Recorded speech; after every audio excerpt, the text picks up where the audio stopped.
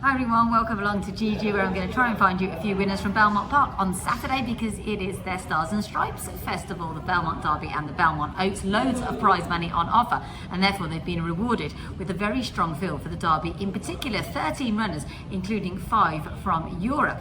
Aidan O'Brien has a good record in this. He won it with Deauville. He also won it 12 months ago with Bolshoi Ballet. And I think that Stonehenge might be a little bit better than both of those. Like Bolshoi Ballet, he was very well fancied for Epsom for the Derby. He wasn't disgraced at all, finished 6th. The third from that race has come out and won. That was Westover, of course, in the Irish Derby. Changing of the Guard was also won since. So we know that the form from Epsom is really strong. And I think cutting back to 10 furlongs is certainly going to suit this horse.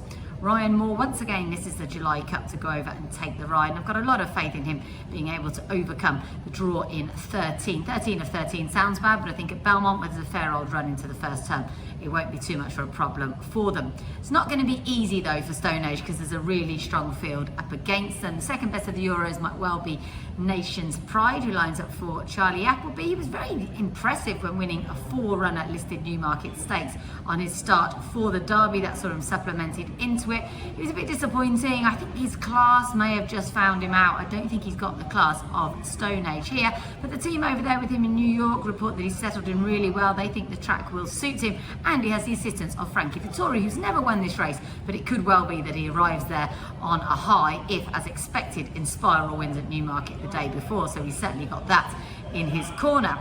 A couple of other interesting French horses in there as well. Machete and Implementation both have form with Verdani, although I don't think they've quite got good enough form to win this. Implementation, trained by Pierre Brandt, who's brilliant at travelling our horses, does come here after finishing last time out though, and that does put me off him. Should mention the Mark Johnston runner as well though. Mark and Charlie Johnson sending over Royal Patronage in the colours of Highclere. Understand he'll stay in the States after this run, and with 13 in there, it's unlikely there's going to be a soft pace, but he is a pace angled. Intriguing. Joe Rosario, pretty much the top jockey over there, gets the ride on this one. He's unlikely to mess that up, so I think he's quite interesting. Royal Patronage. Best of the Americans for me, clear standout is Emmanuel, who won the main local prep, the Group 2 Pennine Ridge, for trainer Todd Pletcher. I really like him here. He's going the right way.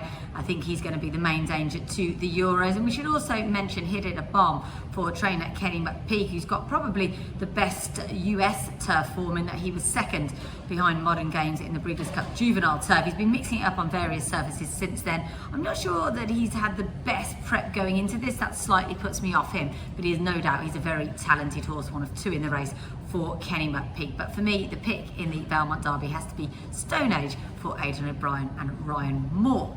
The Oaks isn't quite so strong, but it's still a really good race. Once again, we've got some strong Europeans in there, and with the Moonlight, it's very interesting for Charlie Appleby and Dolphin, again ridden by Frankie Dettori.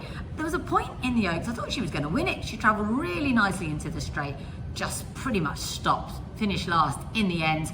Maybe that the early exertions just paid their price with her. Maybe she didn't say. If it's the latter, she definitely enters calculations here. She was very impressive the time before enlisted company at Newmarket over this trip, so you certainly can't rule her out. And likewise, you can't rule out the Irish runners either. Agatha's a really lovely filly, and interesting, she tries this trip for the first time on pedigree. She should be fine with it because her dam went over 1 mile 6. I think she's really interesting because she's a Group 2 winner already for Joseph O'Brien.